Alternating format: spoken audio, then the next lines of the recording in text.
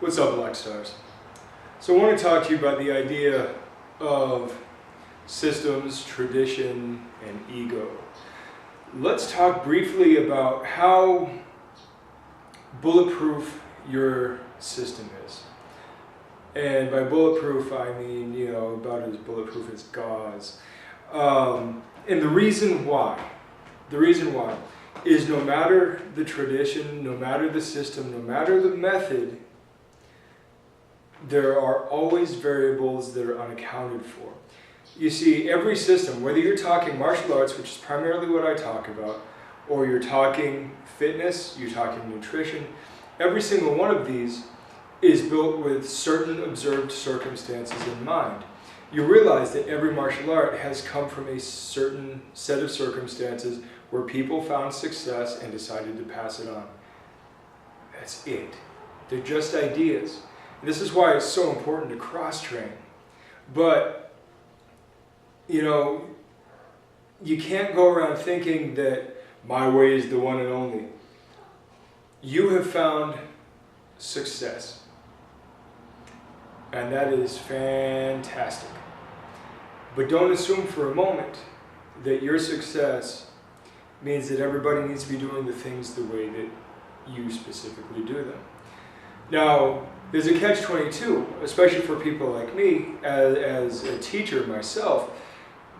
I try to teach people things that are more universally human, things that deal more with anatomy and psychology and all that. But there's always, always, always chaos factors. You're going to hear me talking about chaos factors a lot. And this is a very generalized, stylized term for all of the unknown and unknowable variables that can happen in any circumstance. There are so many moving cogs in the world, in the universe, on the micro to the grand macro scale.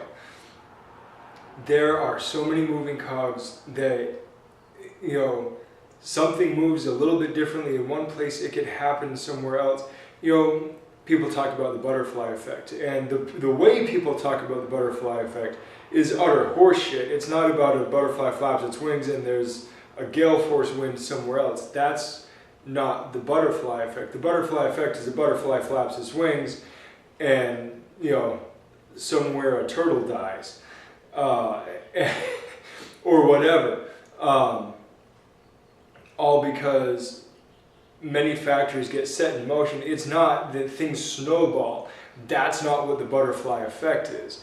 The butterfly effect is simply that something seemingly minuscule, something seemingly insignificant can happen in one place, completely unrelated to anything you're doing, and through a series of moments that interconnect and cross paths, your circumstance becomes different than what it would have been, different than planned, and all of a sudden something works or doesn't work, and that's it. You hear me cite Rory Miller all the time. He's mentioned several times in his writings that he has seen things that always work fail, and things that never work all of a sudden work. And the reason is, it's these chaos factors. So if you think your method is bulletproof, if you think your system or your tradition is the right way, the one way, you're delusional. It's simply not the way it is. Even in Wing Chun, which I hold great, great esteem for, not just because I study it, but because it's proven to be extremely, extremely useful. And I've had my Kung Fu brothers who are much, much smaller than me make great effect on me, despite me outweighing them, being stronger than them, and having significantly more experience. They have been able to do things because our focus on principles and structure and timing outweigh specific dogmatic techniques. And this is why I say, it's a catch-22 for people like me, because as teachers, we have to teach something. And we have to teach what works. But what we have to be able to do is also say, well, there is this idea over here, and while it may not necessarily work for me, take a look at it. See what you like, see what you don't. Play the risk and reward game. If you think the reward is higher than the risk or worth the risk, take it. It's your life, it's your match, it's your fight. Do what you will with it. Understand that when I tell you certain ways to do things, I'm simply coming at it from not only my circumstances, but my understanding of anatomy and physiology and psychology. But these things aren't really 100%. I mean, we just found a new ligament in the knee, one that we were fundamentally unaware of before. And, and we can sit here and say, well, human anatomy hasn't changed, and yeah, fundamentally it hasn't, but different people have different ranges of motions in joints, which means that it may take longer to pull the slack out of a joint to affect a joint lock, and that time may be enough time for that person to weasel out of it.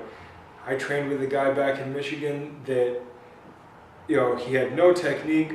He was, 6'4", and weighed like 108 pounds. He was skinny, lanky, and super, super flexible. I swear his arms moved like octopus tentacles, and you couldn't get a lock on him. The only way you could submit him was a choke.